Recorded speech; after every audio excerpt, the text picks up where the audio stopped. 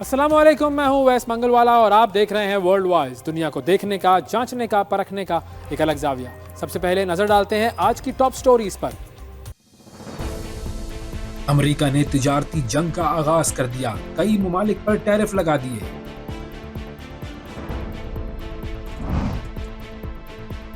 Shane Warne की मौत कैसे हुई, नई रिपोर्ट सामने आ गई।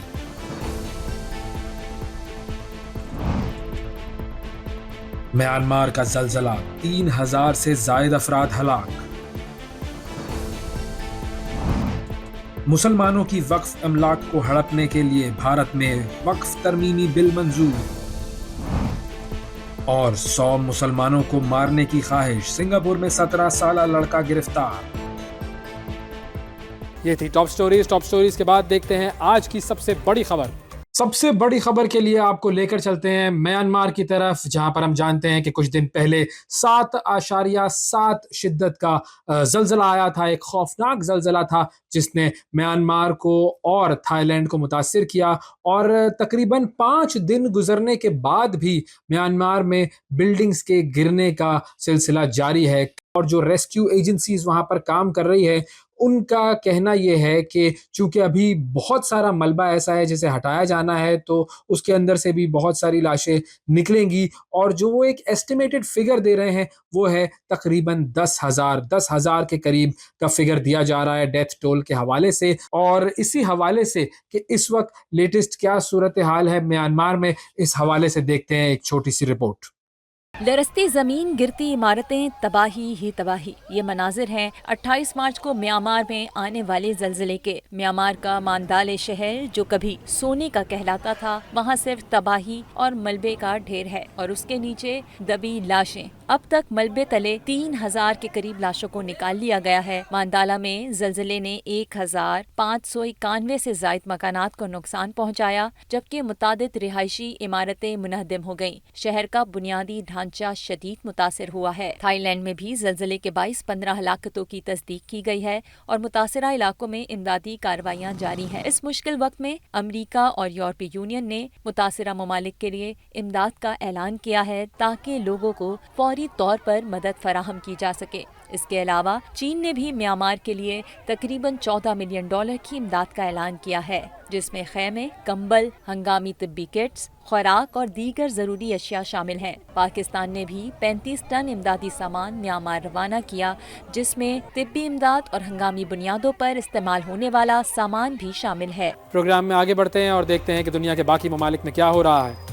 अब आपको लेकर चलते हैं खित्ता फ़लस्तीन की तरफ, जहां पर गजा में इसराइली बमबारी का सिलसिला अभी भी जारी है। वहशियाना बमबारी की जा रही है। सीज़ फायर का जो अमल जिसे खुद साख्ता तौर पर ख़त्म कर दिया इसराइल ने, उसके बाद जो सिलसिला बमबारी का शुरू किया गया था वो अब तक जारी है। और ताज़ा तरीन रिपोर्ट्स ये हैं कि ताज़ा तरीन जो बमबारी की गई उसमें 112 फ़लस्तीनी शहीद हुए। इसके अलावा दार अरकम स्कूल, जो कि एक बहुत बड़ा मशहूर स्कूल है वहाँ का, उस पर भी बमबारी की गई। 33 लोग वहाँ पर शहीद हुए और इन 33 लोगों में औरतें और बच्चे भी शामिल हैं। एक और जो डेवलपमेंट वहाँ पर सामने आई है वो ये है कि अब इसराइली जो फोर्सेस हैं, आईडीएफ ने गजा के एक बहुत बड़े हिस्से पर कब्जा कर लिया है और खान यूनिस और रफा, इन दोनों को जुदा कर दिया गया है और इस एरिया पर कब्जा करके इसका नाम मोराज कॉरिडोर रख दिया गया है। ये मोराज कॉरिडोर जो है, इसको नाम दिया गया है इस कब्जा शुदा इलाके को इसराइली फोर्सेस की तरफ से। अच्छा, इसराइली फोर्सेस की तरफ से यूनाइटेड नेशंस का जो एक रेफ्यूजी कैंप था उसको भी निशाना बनाया गया है। और ये एक तरीके से एक इसराइली हठधर्मी हम कहें, जिसका मुजाहरा वैसे तो हम हमेशा देखते रहते हैं, लेकिन अब इसराइल इतने धड़ल्ले से यूनाइटेड नेशंस के रेफ्यूजी कैंप्स पर भी हमले कर रहा है। और इस कैंप में जब हमला किया गया, उसे निशाना बनाया गया, तो 80 अफराद वहां पर भी शहीद हुए।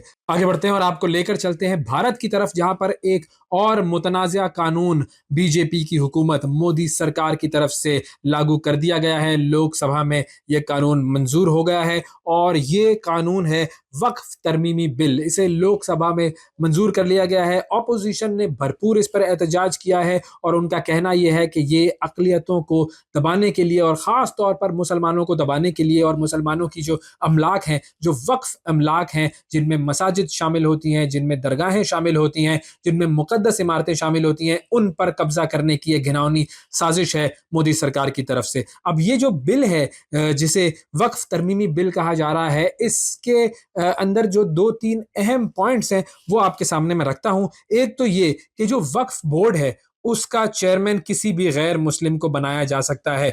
ये एक सबसे बड़ी चीज जो कि इस वक्फ तरमीमी बिल में पेश की गई है। दूसरी चीज ये है कि रियासती हुकूमतों के जो वक्फ बोर्ड हैं, जो कि मुख्तलिफ रियासतों के, भारतीय रियासतों के जो वक्फ बोर्ड हैं, उनके अंदर कम अज कम दो गैर मुस्लिम मेंबरान का शामिल किया जाना अब जरूरी बना दिया गया है। और तीसरी चीज ये है कि जो जिले कलेक्टर है वो मुतनाज़ा जायदादों का या मुतनाज़ा जो प्रॉपर्टीज हैं, बेसिकली जो रिलीजियस वक्फ प्रॉपर्टीज हैं, उनका फैसला कर सकता है। अब ये जो बिल है इसके हवाले से बीजेपी सरकार का तो ये कहना है कि हम ये जो वक्फ का जो मामला है इसको मजीद प्रॉपरली ट्रांसपेरेंट बनाना चाहते हैं, लेकिन ऑपोजिशन की तरफ से इस पर बहुत ज्यादा एतराज किया जा रहा है। कांग्रेस इस पर एतराज कर रही है। असदुद्दीन ओवैसी जो कि मुस्लिम रहनुमा है भारत के, उन्होंने इस बिल की कॉपी लोकसभा में फाड़ दी और उन्होंने कहा कि बेसिकली ये मसाजिद पर कब्जा करने का प्लान है मोदी का।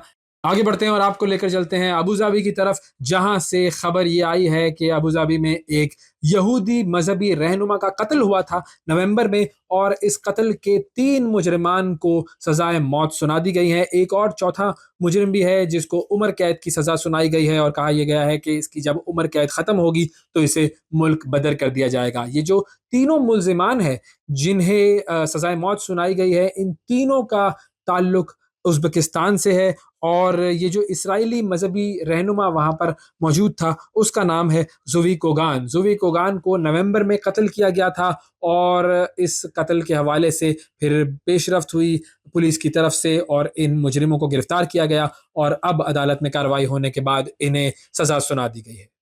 और फाइनली आपको लेकर चलते हैं सिंगापुर की तरफ, जहां पर एक बहुत बड़ा वाकया होने से रोक दिया गया है, एक नाखुशगवार वाकया होने से रोक दिया गया है। 100 मुसलमानों को मारने की ख्वाहिश करने वाला एक 17 साल लड़का, उसे गिरफ्तार कर लिया गया है सिंगापुर की पुलिस की तरफ से। और ये जो लड़का है ये 2019 में जो न्यूजीलैंड में मसाजिद में शूटिंग हुई थी, और ये शूटिंग करने वाला जो शख्स था ब्रेंटन टेरेंट, उससे मुतासिर ये लड़का है और इस लड़के को गिरफ्तार कर लिया गया है अब सिंगापुर की पुलिस अथॉरिटीज की तरफ से। और इसका प्लान ये था कि जुमे के दिन ये मुख्तलिफ मसाजिद पर हमला करता और इस हमले में लोगों को शहीद करता, और इस पूरी कार्रवाई को लाइव स्ट्रीम करने का भी प्लान था इस लड़के का। इस लड़के ने कई गुज़िश्ता हफ्तों से कोशिशें की कि इसको किसी तरीके से असलाह जो है वो मिल जाए, लेकिन असलाह ना मिल सका। इसकी ये कोशिशें नाकाम हुई और पुलिस ने फिर इसको ट्रेस किया, और ये लड़का जो है वो एक और लड़के से ऑनलाइन राब्ते में था। उस लड़के का नाम है निक ली,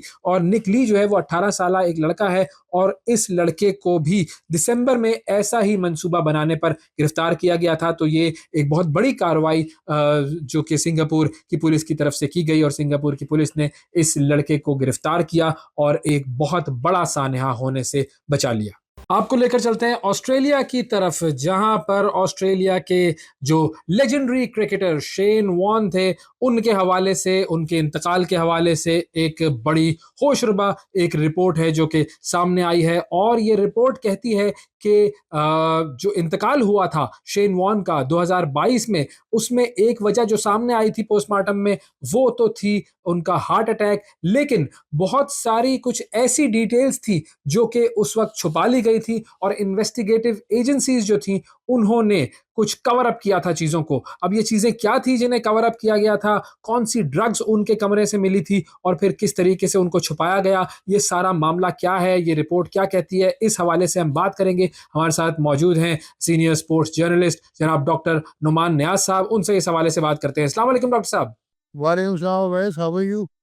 डॉग ये बताइए कि 2022 में मार्च में इंतकाल हुआ था शेन वॉर्न का, लेजेंडरी क्रिकेटर। अब उस वक्त जो है वो आया था मामला सामने कि भाई कुछ जो है वो शायद ड्रग्स वगैरह का मसला हो, लेकिन फिर पोस्टमार्टम की रिपोर्ट आई थी सामने, कोई चीज भी उसमें नहीं प्रूव हुई थी।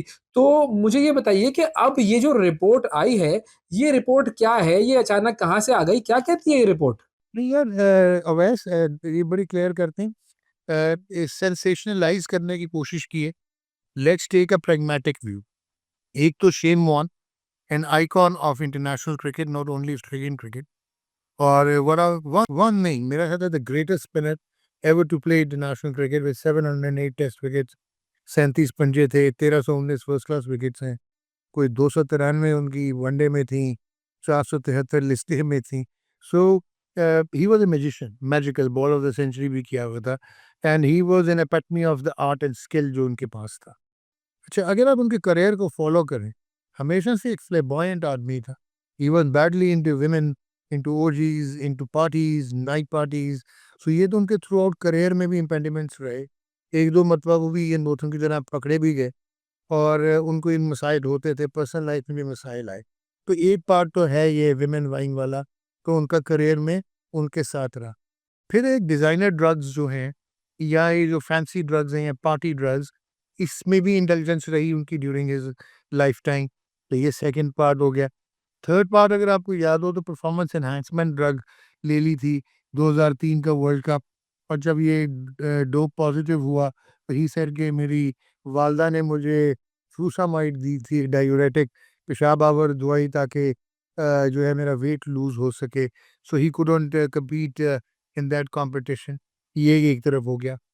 पोस्ट रिटायरमेंट सबसे expensive commentator and one of the can I see most sought after जो है इंडिविजुअल था क्रिकेट में, चाहे आईसीसी हो चाहे टॉप ब्रॉडकास्टर्स हो. तो ये भी हो गया. नाउ ये जो समोई आइलैंड वाली बात है, when he died at the age of 52, it was shocking and it was regrettable. और इनिशियली हम लोगों को यही ख्याल आया कि जो उनकी आदत थी, जो उनका लाइफस्टाइल था, ये कोई वही वजूहत होंगी, लेकिन नहीं. अब आपको ये जो इवन अभी रिपोर्ट आई है, जो ये एक सीनियर पुलिस ऑफिसर थाईलैंड का, उसने यहाँ तक मेंशन किया कि जो दो ऑस्ट्रेलियन सीनियर ऑफिशियल्स आए थे, उन्होंने रिक्वेस्ट किया था और एक बॉटल उनके रूम में थी जिसको हटा लिया गया, जिसका रिपोर्ट में जिक्र भी नहीं किया गया. तो ये भी है. तो इसमें भी एक चीज़ क्लियर कर लें कि जिस दवाई की ये बात कर रहे हैं, कुछ कंट्रीज़ में अभी भी वो प्रिस्क्रिप्शन ड्रग है, जो कि बेसिकली दिल के आर्जे के लिए, पल्मोनरी हाइपरटेंशन के लिए आई थी. लेकिन वो इरेक्टाइल डिसफंक्शन मेन, जब इनका क्राइसिस होता है एंड्रोजेनिक, तो उसमें वो यूज़ करते हैं इरेक्टाइल डिसफंक्शन के लिए. So people those who are into women और एक्टिव लाइफ होती है, वो ये यूज़ कर लेते हैं. अब मसला ये है कि ये तो कोई कॉन्ट्राबैंड आइटम नहीं है. ये या प्रिस्क्रिप्शन ड्रग है और या ये ओवर द काउंटर भी मिल जाती है. इसके अपने साइड इफ़ेक्ट्स ज़रूर हैं. इसकी कॉन्ट्रा इंडिकेशंस हैं कि अगर आपको कुछ बीमारी जैसे दिल का आर्ज़ा पहले हो तो आप ना इस्तेमाल करें, आपका ब्लड प्रेशर गिर सकता है. और कुछ जैसे जो ग्रेप फ्रूट के साथ ना यूज़ करें. आपको अगर आप दिल की अद्वियात ले रहे हैं, जो नाइट्रेट्स होती हैं, उनके साथ ना यूज़ करें. तो यहाँ पे ये चीज़ तो है कि जो मेडिकल हिस्ट्री थी शेन वॉर्न की, उनको ब्रोंकियल अस्थमा भी था, यानी कि दमा, और उन्हें दिल का आर्ज़ा भी था. तो अगर उन्होंने ये यूज़ किया और एक मिसहैप हुआ, अब ये नहीं कह सकते कि वो पार्टी ड्रग या कॉन्ट्राबैंड ड्रग थी. तो वर्ड इज़ रॉन्ग. यहाँ पे वो एक एलोपैथिक मेडिसिन ले रहे थे for a problem which he was suffering, जो कि एक मेडिकल प्रॉब्लम है और जो कि ऑफ द अब वो भी मिलती है, अपना ओवर द काउंटर भी मिलती है. हाँ, यहाँ पे ये ज़रूर है कि थोड़ा-सा सस्पिशन वहाँ पे आता है कि जो 2 मैच्योर्स आई हुई थी, the 2 women who last saw Shane alive, उनको शायद गायब कर दिया गया और उनकी एलिबाई भी नहीं ली, टेस्टिमनी भी नहीं ली, और फिर वो मसाज पार्लर भी बंद कर दिया गया. सो मेरे ख्याल में अब बहुत सारा क्लियर आपको भी हो गया होगा, नाज़रीन को भी, कि 3 साल के बाद गड़े मुर्दे उखाड़ के you are not trying to prove anything, और सेंसेशन ये तो सेंसेशनलाइज़ भी नहीं करेगा ना, क्योंकि सेंसेशन तो होती कि कोई पार्टी ड्रग, कोई कोकेन, कोई इस तरह का मिसहैप हुआ होता. अगर आपको याद हो जब बॉब वुलमर की डेथ हुई, वो भी कुछ ऐसे सर्कमस्टांसेस थे, वहाँ पे भी ब्लड स्प्लैश हुआ हुआ था. और बहुत सारी चमक गोइयाँ हुई जब हम जमैका में आ रहे थे, वो पाकिस्तान के हेड कोच थे वर्ल्ड कप 2007. तो बहुत सारी कंट्रोवर्सीज और कंस्पिरेसी थ्योरीज बनी थी. लेकिन जो चशमदीद गोएं जो क्लोजेस्ट था, वो यूनुस खान था, एंड ही सेज कि वो तो उल्टा हमें इनकरेज कर रहा था. तो ऐसी कोई बात नहीं थी, and that was again a medical mishap. So I hope I made my self very clear. Owais. तो डॉग, ये जो इस रिपोर्ट में ये बात भी बताई गई है कि ये एक खास दवा की बॉटल थी जो कि गायब कर दी गई थी पुलिस अथॉरिटीज की तरफ से थाईलैंड में, तो और उनको जो है वो ऊपर से कहीं से कॉल्स आई थी और ये कॉल्स जो थी ये बुनियाद बनी थी उन ड्रग्स की शीशियों को गायब करने की और उसको सारी दुनिया के सामने आने से रोकने की। तो ये जो कॉल्स थी ये किनकी तरफ से आई थी? कौन-सी अथॉरिटीज़ थी जिन्होंने ये मामला जो है वो दबाने के लिए थाईलैंड की पुलिस पर दबाव डाला? देखिए, वो तो ऑब्वियसली स्टेक होल्डर्स हो सकते हैं जो कि इन्वेस्टिगेटर या जिस तरह की एजेंसीज़ होती हैं, क्योंकि मेंशन तो है कि ऑस्ट्रेलिया के भी सीनियर ऑफिसर्स जो हैं, वो समोए पहुँचे थे। तो वो तो डेफ़िनेटली है। लेकिन मेरे ख़्याल में वो इन्होंने ज़्यादा कहते हैं ना कि दे ओवर एस्टिमेटेड द सिचुएशन और ओवर रिएक्शन है। क्योंकि अगर तो ये कमाग्रा वगैरह जो मेडिसिन है, जो सल्डाना फ़िल्म मैंने आपको बताया है, इरेक्टाइल डिस्फंक्शन तो यूज़ होती है प्राइमरीली पल्मोनरी हाइपरटेंशन के लिए आई थी, दिल के आर्ज़े के लिए। तो उस पे तो ओवर रिएक्ट करना बनता नहीं। और अगर ये फैंसी ड्रग्स भी थी, वो भी सारी ज़िंदगी उनकी तो करियर में व्हाइल ही वाज़ अलाइव, तो while he was an icon of international cricket, वो उनका एक इमेज था प्लेबॉय का और एक पार्टी बॉय का, तो वो तो चलता रहा उनके साथ। तो आई फेल टू अंडरस्टैंड कि वो द्रोही को निकालना। अच्छा, फिर ये वो भी नहीं हो सकता कि आपका स्पेसिफिक थ्योरी ये समझें कि ये हैज़ बीन बम्प्ड ऑफ या वो कोई वारदात की गई है या उनको मर्डर किया गया है। क्योंकि आप ये इनसे तो नहीं मर्डर करेंगे ना इन पिल्स से। तो ना आपको कोई ओवरडोज़ ऑफ कोकेन मिलता है, ना आपको कोई डिज़ाइनर ड्रग मिलती है। हाँ, यहाँ पे वो ज़रूर है कि कपल ऑफ वुमेन जो मिसेस थीं, एक पार्लर की, they were the last to see him alive. उनको क्यों गायब किया गया? उनकी रिपोर्ट में मेंशन क्यों नहीं किया गया? उनकी एलिबाई और टेस्टिमनी क्यों नहीं ली गई? और वो मसाज पार्लर क्यों बंद कर दिया गया? क्या यहाँ पे हम कुछ ज़्यादा देख रहे हैं? और ये जो अभी भी ड्रग की बोतल की बात की जा रही है, तो उसमें ये नहीं था जो मेंशन किया जा रहा है और उसमें कोई ऐसी और अद्वियात का मिक्सचर या दवाई थी जिससे इनको बम्प ऑफ किया गया है। So that can lead to another investigative material. But मुझे अभी लग रहा है कि ये सेंसेशनल एक न्यूज़ आइटम बनाने की कोशिश कर रहे हैं आप। 3 साल हो गए और a legend when it comes to cricket, but his personal life was always not an example to follow. अच्छा, थोड़ा-सा मुझे ये भी समझाइएगा कि उस वक़्त जब पोस्टमार्टम हुआ था शेन वॉर्न का, तो पोस्टमार्टम की रिपोर्ट में किसी किस्म की कोई चीज़ सामने नहीं आई थी। एक एक क्लीन पोस्टमार्टम था। तो जो पोस्टमार्टम होता है उसमें क्या चेक किया जाता है? नहीं, पोस्टमार्टम में देखें, एक तो आप की रिपोर्ट कितनी आपकी एक्यूरेट है। अगर अब आप ये भी बता रहे हैं कि ऑन साइट जो है एविडेंस को टेम्पर किया गया था, तो क्या वो रिपोर्ट एक्यूरेट थी पोस्टमार्टम की? नंबर 1। क्या हम we are looking into much more than what it came out? और इवन अभी भी जो कहा जा रहा है कि ये जो ड्रग है, ये कॉन्ट्राबैंड नहीं है, बार-बार कह रहा हूँ। ये या प्रिस्क्रिप्शन ड्रग है कुछ ममालिक में, अब यूरोप में, इंग्लैंड में तो ये ओवर द काउंटर है। तो क्या यही ड्रग थी या कोई और थी? तीसरी चीज़ ये है कि बहुत सारी ऐसी अद्वियात होती हैं जैसे ये सल्डानाफिल वगैरह है, इसका तो आप अगर चेक करेंगे इसके लेवल्स तो आएँगे ना, जब आप पोस्टमार्टम करते हैं, तो आप बहुत सारी ऐसे टॉक्सिन्स को देख रहे होते हैं, आप बहुत सारी ऐसी पॉइज़न्स को देख रहे होते हैं, ज़हर को, बहुत सारी ये फैंसी ड्रग ओवरडोज़िंग, इन चीज़ों को असेसमेंट कर रहे होते हैं। तो क्या वो एक सही असेसमेंट हुई थी? क्या वो क्लिनिकली एडमिनिस्ट्रेड प्रॉपर्ली एथिकल जो है वो था? तो हमारे पास तो ऐसा एविडेंस नहीं है। अब तक जो हमारे पास है, इसके मुताबिक तो it seems to be an event जो उनको हुआ और वहाँ पे ही डाइड। अब वहाँ पे वो ब्लड का आना, अब वो ये डिपेंड करता है कि उनका कौन-सा कोई कार्डियक इवेंट हुआ। नॉर्मल मायोकार्डियल इंफार्क्शन में इसका ब्लड नहीं आता। क्या कोई हेमरेज हुआ? क्या कोई ब्लड प्रेशर का मसला था? वो भी देखना पड़ेगा। सो ओवरऑल ये थोड़ा-सा क्लाउडी और हेज़ी हो जाता है। लेकिन ये 3 साल के बाद ये खबर निकालना, सो इट कांट बी, हो सकता है ये कुछ और इन्वेस्टिगेशंस की तरफ जा रहा हो मामला। ओके, ये तो था मामला शेन वॉर्न का। अच्छा, अब मैं चाहूँगा कि चूँकि बात ये ड्रग्स की हो रही है और ज़ाहिर है ये ड्रग्स जो हैं वो बहुत सारी जगहों पर इस्तेमाल हो रही हैं। तो मैं चाहूँगा थोड़ा-सा आप ज़ाहिर है चूँकि आप मेडिकल एक्सपर्ट हैं और क्रिकेट एक्सपर्ट भी हैं, तो हमें ये ज़रा समझाइए कि अगर कोई शख्स ये ड्रग्स लेता है, इस तरह की ड्रग्स लेता है और उसे हार्ट कंडीशन भी है, हार्ट प्रॉब्लम्स भी हैं, ब्लड प्रेशर वगैरह की भी प्रॉब्लम है, तो ये ड्रग्स कितना नेगेटिव उसके लिए साबित हो सकती हैं और इसके क्या-क्या मुज़र असरात हो सकते हैं? हाँ, ये आपने बहुत अच्छी बात की है। देखें, ये ऐसी जितनी भी अद्वियात है ना, जो आपके टेस्टोस्टेरोन को जैकअप करता है, हार्मोन को, या आपकी इरेक्टाइल डिसफंक्शन होता है, जो कि आपकी कुवत नहीं रहती है, तो इसमें बहुत आपको ना एक तो मेडिकल अपनी कंसल्टेशन लेनी चाहिए फ्रॉम अ क्वालिफाइड डॉक्टर। ये खुद ओवर द काउंटर जाके ऐसी चीज़ें नहीं यूज़ करनी चाहिए। अब वो रीज़न, यार बहुत अच्छा सवाल किया है जनरल पब्लिक एंड इन्फॉर्मेशन। अगर आपको दिल का अर्जा और आप कुछ ऐसी अद्वियात ले रहे हैं जिनको हम नाइट्रेट्स कहते हैं, जो कि एंजाइना के लिए ली जाती हैं, तो वो उनके साथ तो ये कॉन्ट्राइंडिकेटेड, आप नहीं ले सकते ऐसी अद्वियात, नंबर 1। नंबर 2, अगर आपको ज़्यादतीस के मसाइल हैं, तो उसमें आप और बहुत सारे जो ये स्टीरॉयडल ड्रग्स होती हैं, वो नहीं ले सकते। अच्छा, अब ये जो है इम्पॉर्टेंट चीज़ है कि टेस्टोस्टेरोन अगर आपका ज़्यादा हो रहा है, या ये जो अद्वियात है, ये आपके ब्लड फ्लो को ज़्यादा कर रही हैं, मुख्तलिफ होती हैं, हार्मोन्स भी होते हैं, मैं उसकी भी बात कर रहा हूँ, ये टेस्टोस्टेरोन वगैरह एथलीट्स भी लेते हैं, तो उनके भी बहुत ज़्यादा नुकसानात होते हैं।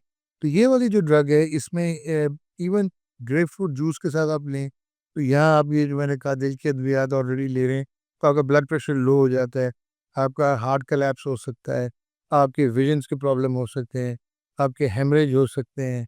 और अगर आप ब्लड प्रेशर के आर्ज़े में ऑलरेडी जो है वो उसका शिकार हैं, तो आपके लिए बहुत डेंजरस है, ब्लड प्रेशर बहुत ज़्यादा हाई भी हो सकता है, सो फालिज भी हो सकता है।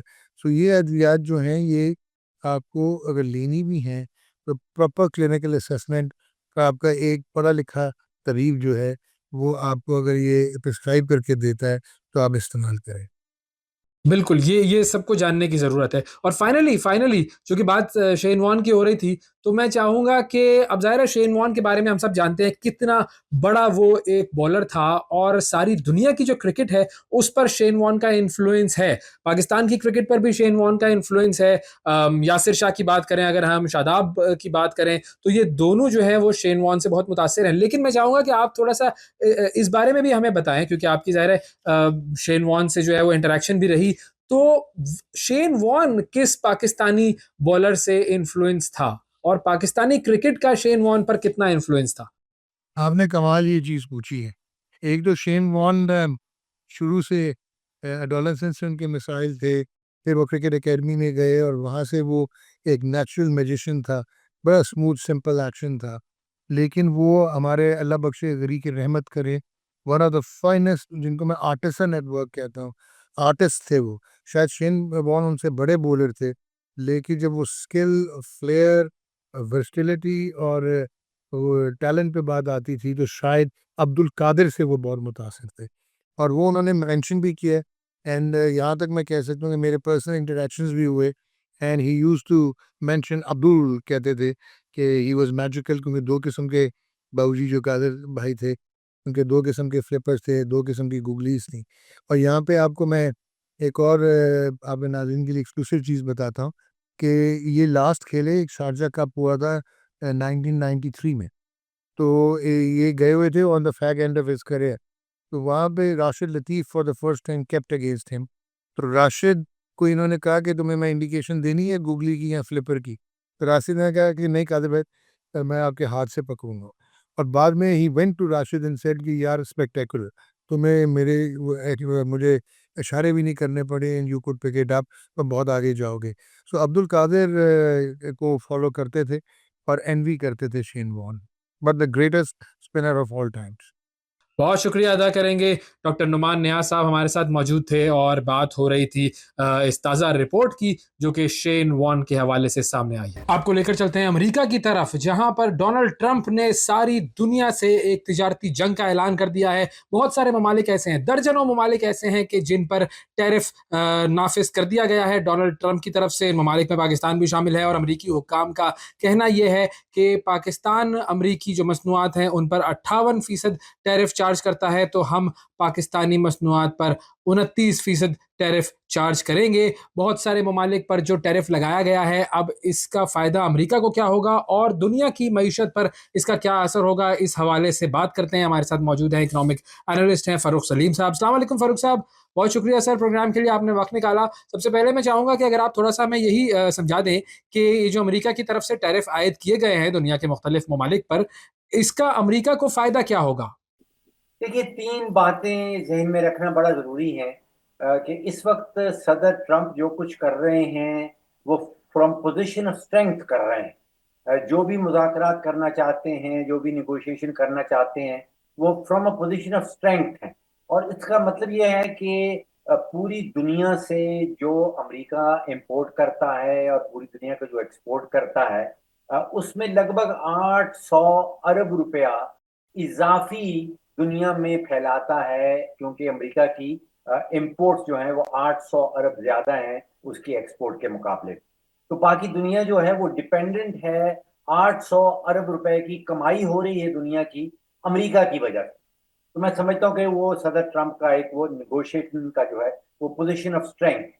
दूसरा आप देखिए कि एक्शन सारा सदर ट्रंप की तरफ से आ रहा है, और बाकी पूरी दुनिया की सियासी क्यादत जो है वो फिर रिएक्ट करने की कोशिश करती है। एक्शन उधर है और फिर वो रद्द अमल जो है वो हमें नजर आता है बाकी दुनिया की सियासी क्यादत की तरफ।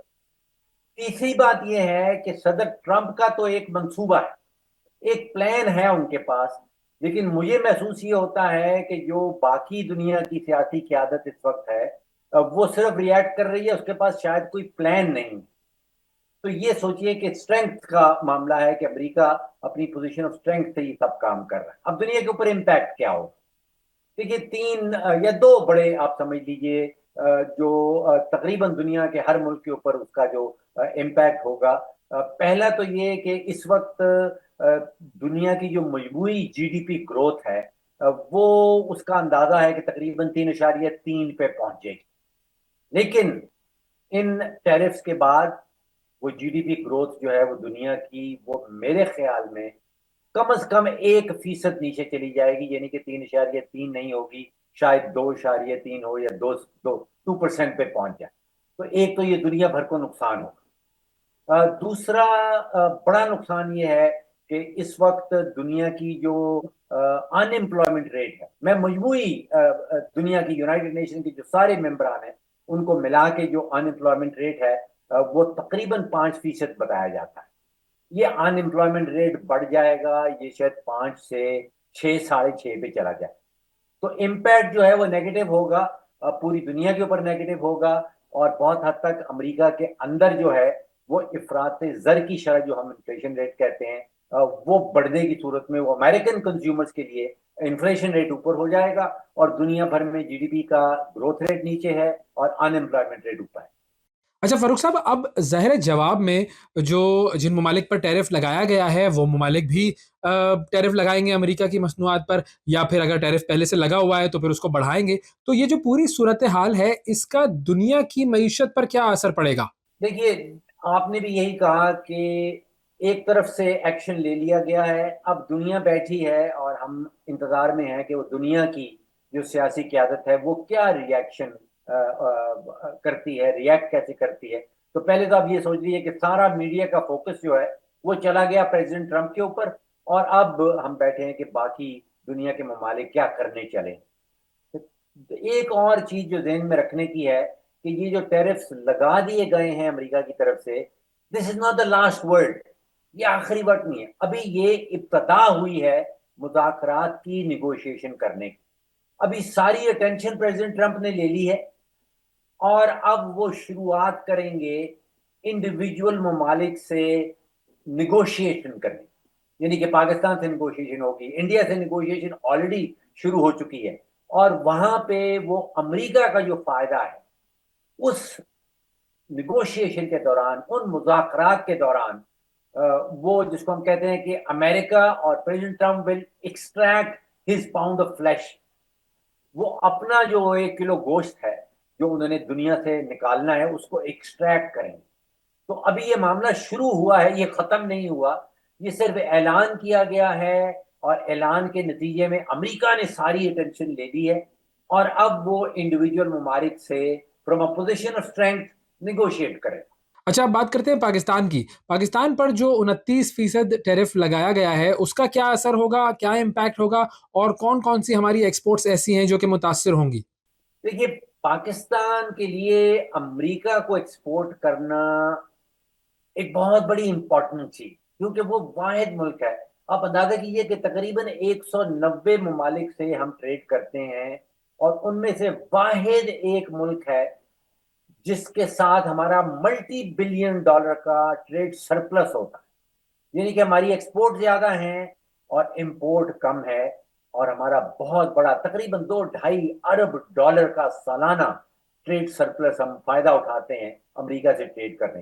तो हमारे लिए इंतहाई जरूरी है कि हम बहुत ही सोच समझ के अमेरिका के साथ बैठें और उससे निगोशिएट करें, और अमेरिका को खासतौर पे सदर ट्रंप को खुश करने की कोशिश करें, अगर हम चाहते हैं कि हमारा जो ट्रेड सरप्लस है, जो हमें फायदा पहुंच रहा है, वो जारी रहे। हमारी एक्सपोर्ट ज्यादातर कोई 66% एक्सपोर्ट जो है वो तो आप समझिए कि टेक्सटाइल के शोबे की है, जिसमें बेडशीट्स हैं, रेडीमेड गारमेंट्स हैं, टेक्सटाइल के रिलेटेड, कपास के रिलेटेड मामला जो हम एक्सपोर्ट करते हैं।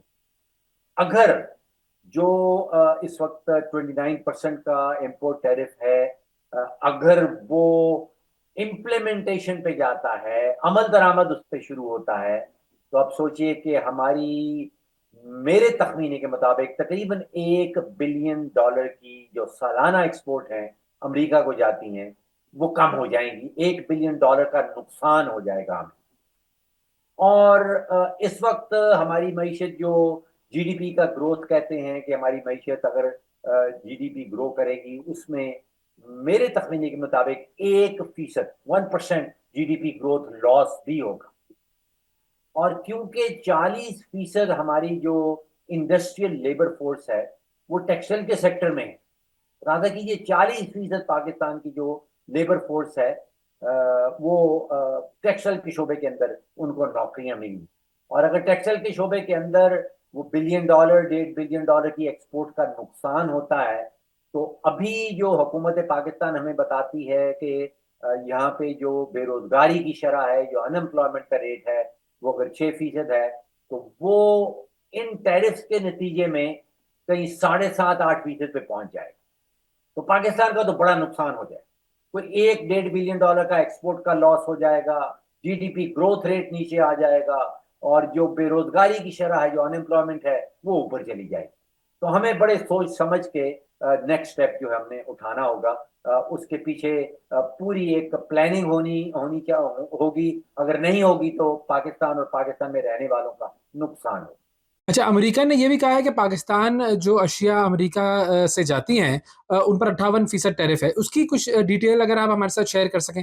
देखिए, जो बुनियादी नुक्ता सदर ट्रंप उठा रहे हैं, ओरिजिनली उन्होंने ये कहा था कि हमारे पे जो मुल्क जितना टैरिफ लगाता है, हम उस मुल्क की इंपोर्ट्स के ऊपर उतना ही टैरिफ लगाएंगे।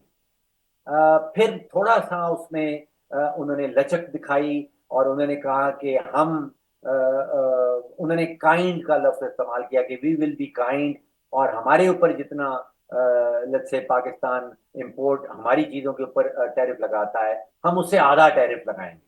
तो उसका मतलब तो ये बन रहा है कि अमेरिकन कैलकुलेशन जो है वो ये कहती हैं कि पाकिस्तान ने जो अमेरिकन प्रोडक्ट्स के ऊपर टैरिफ लगा रखा है वो कोई 60% के लगभग है, ये से थोड़ा सा कम है।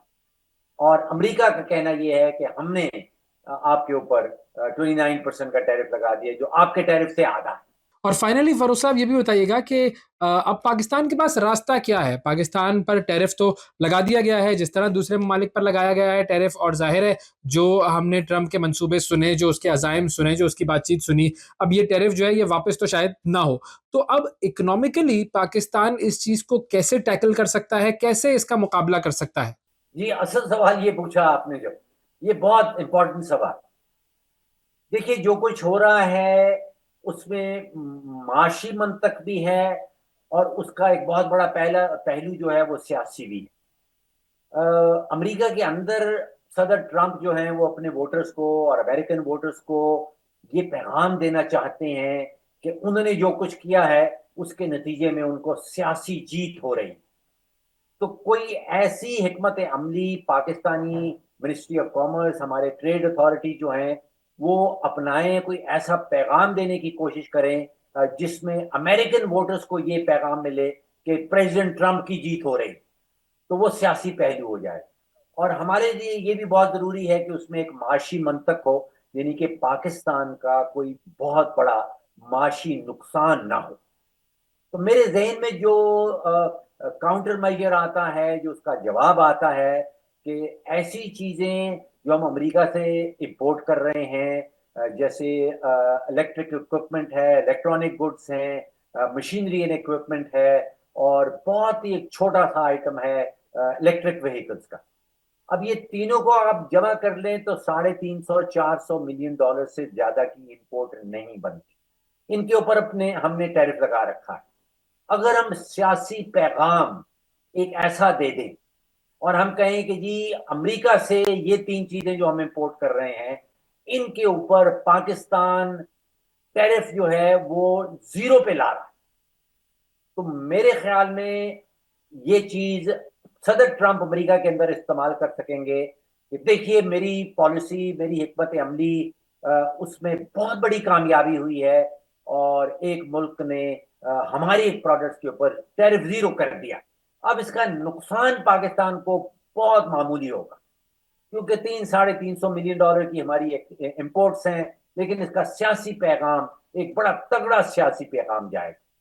तो ऐसी चीजें पाकिस्तान को सोचनी चाहिए। पाकिस्तान के पास मैं समझता हूँ कि अवेलेबल हैं जिसमें पाकिस्तान का माशी नुकसान बहुत कम हो, और अमेरिका को और अमेरिका के वोटर्स को और सदर ट्रंप को कोई ऐसा पैगाम दिया जाए कि उनकी जीत हो रही। बहुत शुक्रिया अदा करेंगे। फ़ारूक सलीम साहब हमारे साथ मौजूद थे और बात हो रही थी कि अमेरिका ने जो सारी दुनिया के मुख्तलिफ ममालिक पर और पाकिस्तान पर जो टैरिफ लगाया है, अब उसका असर क्या पड़ेगा और पाकिस्तान के पास आगे क्या रास्ता है। बहुत शुक्रिया अदा करेंगे सर। नाज़रीन, आज के प्रोग्राम में इतना ही। आपसे अगले प्रोग्राम में फिर मुलाकात करेंगे। उस वक्त तक के लिए इजाज़त दीजिए। अल्लाह हाफ़िज़।